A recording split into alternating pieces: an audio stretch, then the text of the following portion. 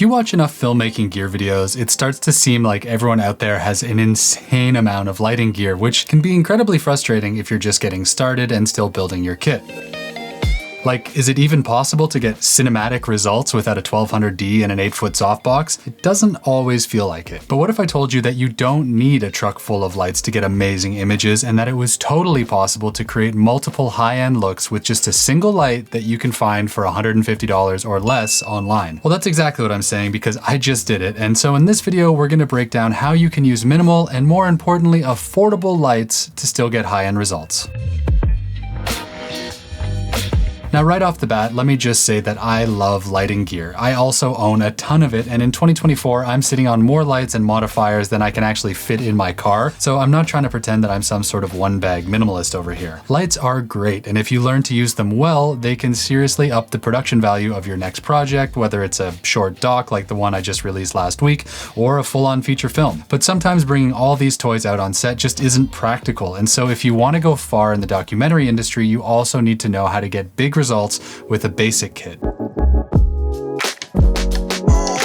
So if you didn't see it last week, I released Highline, which is a short documentary about a surfer named Jose who lost both legs and his right arm in an IED blast in Afghanistan. We got a micro grant from my friends over at AOD Films to fly down to San Diego for a few days, which was super cool, but it meant that we had to be really careful with how we spent our cash. On top of that, our production vehicle was a compact Honda SUV, and with 3 crew members plus gear, we had to be extremely intentional with how much we packed. So as much as I would have liked to have Pelican cases full of lights with us, in the end we decided to shoot the whole film with just a single aperture 120D Mark I on hand. I mean, it was a doc and we didn't have to light every scene or anything like that, but even by my standards, this is a pretty minimal setup. And just for context, the Mark I is so old that Aperture has already created and discontinued the Mark II version, like they're onto the Mark III now, and I found Mark I's floating around eBay for like $150, so it's not exactly cutting edge tech. But what I'm hoping to get across here is that you don't need to spend a ton of cash to make your shoot look great,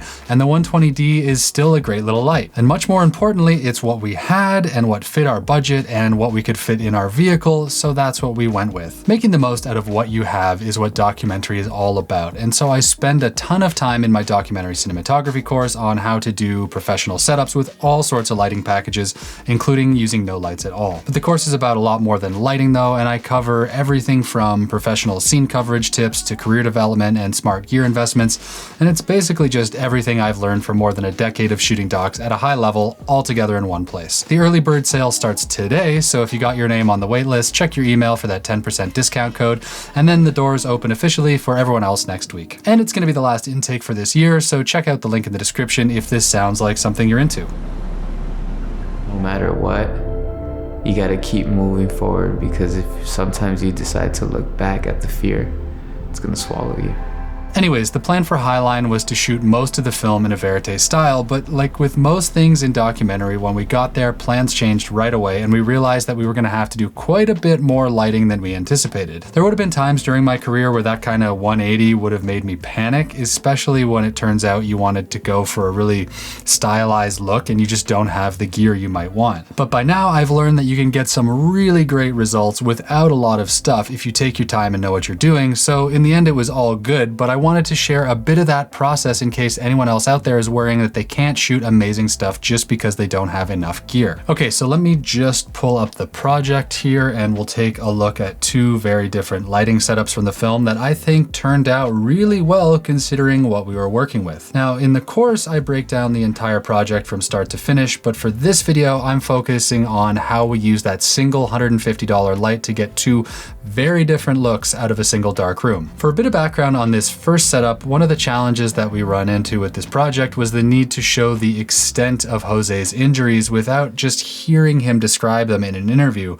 But at the same time, we didn't want to show everything all at once. We needed to find a way to hint at all the damage his body took while still holding back a little bit so that we could reveal it at the right time later. So we decided to do this series of slider shots where we just see a little piece of his body at a time that we could intercut with parts of his interview and a little bit of B-roll. At the same time, we needed a look that match the seriousness of what was on camera. I mean, it wouldn't really fit if we were seeing this rough subject matter in a room that was lit like an Apple store, and after looking around his house, this bedroom was the only place in the house where we could control the light and be really intentional. We started by blacking out the windows completely with a big piece of duvetine, which is just a solid black material that doesn't catch fire when it gets hot. But if you're not working with old school film lights that will burn stuff, you can pretty much use anything solid black here, like felt or even just cut open garbage bags. We knew we didn't want to see much of the room itself. We just wanted him to be sitting in what felt like a black void on top of this US Army blanket, so total dark was the best starting place for us. That meant we couldn't just stick a softbox on the 120D and shine it right on Jose, because even with a grid modifier, it would have lit up the entire back of the room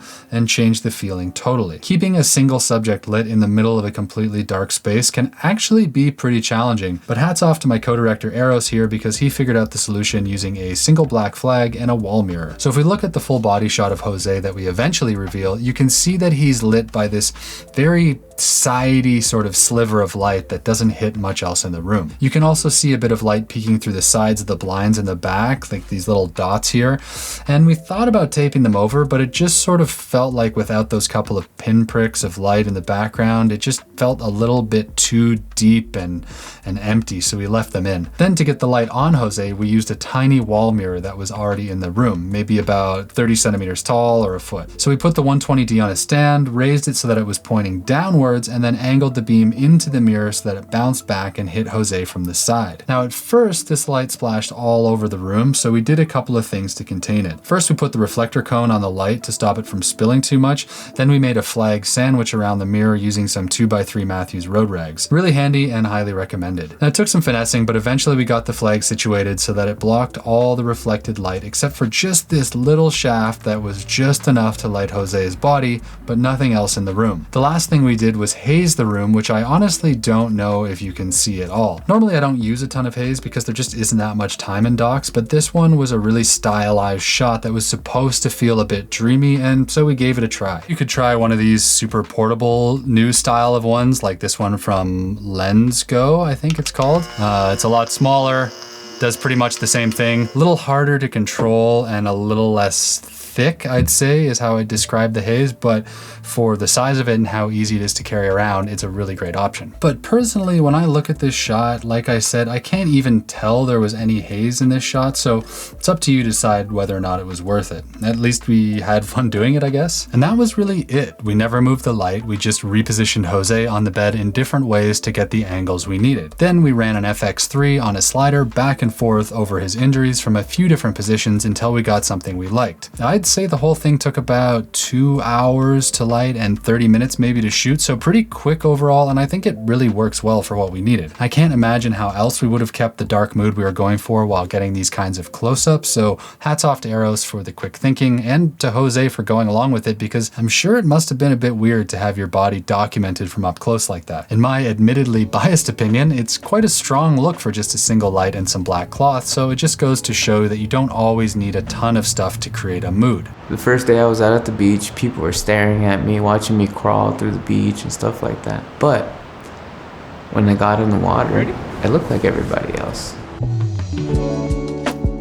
Now moving on to the next setup in this room, which again we were kind of forced into using because it was really the only place in the house where we can control the light and that didn't have too much stuff in it. But we still needed it to feel very different from the first setup. So in this scene we were introducing Jose's wife, Lisette, and setting up how much of a team they are and how important her love was to his recovery. And so we wanted it to feel brighter and a bit more hopeful than the first setup because that's the sort of energy she represents in his life. So pretty different to what we wanted with the last setup in the dark, and again we needed to do it with just that single 120D. We also didn't want to just blast this whole room with light because even though this is a more optimistic look, it's still serious subject matter and we wanted to give it some contrast. So the first thing we did was block out the window off to camera left, again using the same piece of duvetine, which gave us a dark foreground to shoot into, which makes things look more modeled and 3D. It's the same reason we generally shoot into the shadow side of a person's face during an interview. That left us with a nice dark space to work with, and the only light source then was coming through this window on the back wall. Then, to have even more control, we got set up and waited until it got dark, which pretty much cut all the rest of the ambient light. We wanted a really punchy, hard daylight look to it though, so we brought the 120D outside and put it right outside the window, blasting back in at 100% brightness to simulate the sun. And when you do something like this, a quick tip is to make sure you get the light up high and pointing down as if it were coming from a believable sun angle, because if the light is coming from an unnatural angle, like below or sort of head on, things are gonna often feel off, even if the viewer can't quite explain why. Then we lowered the blinds in the room and played with the angle to get these sort of film noir style shadows on their faces, which I think just makes the whole thing feel a lot more textured and interesting than if they were more evenly lit like with the softbox. Then we just had Lisette go to work on him with the massage gun, and we covered the scene from a bunch of angles. And that's sort of an important point, because in docs we don't stop and start after every take, so you can't light for individual shots, you have to light the space instead and then shoot in it in 360 degrees. In narrative movies, they light the shot, then stop and move everything, and then shoot the next shot. But if you try and film a doc like that, you're gonna slow everything way down. And since you're working with real people and not professional actors, asking them to just sit there while you move lights around for hours is gonna make most people feel pretty strange and ruin the moment. I think that leads to a lot of newer doc DPs being nervous about using lights at all. But if you just remember that your job is to get there early and light the space, not the shot, it should be a little easier to work without stopping and starting so much. And again, this is for a very specific look. It's not like I'm just pre-lighting every scene, not even close. We used this setup twice in the final edit, once earlier when things were a little darker in the storyline, and then again at the very end to give a sense of optimism and healing. The stuff that's shot from the front has a much moodier energy than the shots later on from the side, where the backlight is sort of almost angelic looking, and so I almost feel like we got two looks out of this one setup. In my humble opinion, this looked really nice and communicated the feeling we were after, so well done, team. Let me know what you think though in the comments and whether or not you like it. So there we go, two very different looks that we shot in the same room using a single cheap light. These days an Amaran 200D is about $250 brand new, and it's quite a bit more powerful than the 120D Mark I we used, so with a little bit of creativity it really does show what you can do even on a tight budget. So don't sleep on old gear, and definitely don't be afraid to buy used, because you don't have to spend a ton of cash to get a highly functional kit. As a documentary cinematographer, you shouldn't feel pressured to use lights at all, and just to repeat,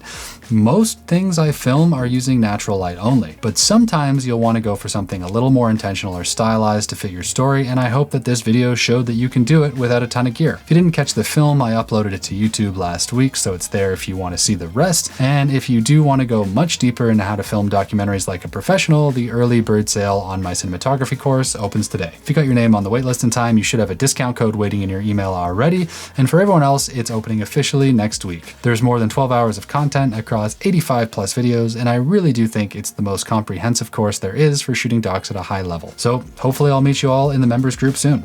See ya.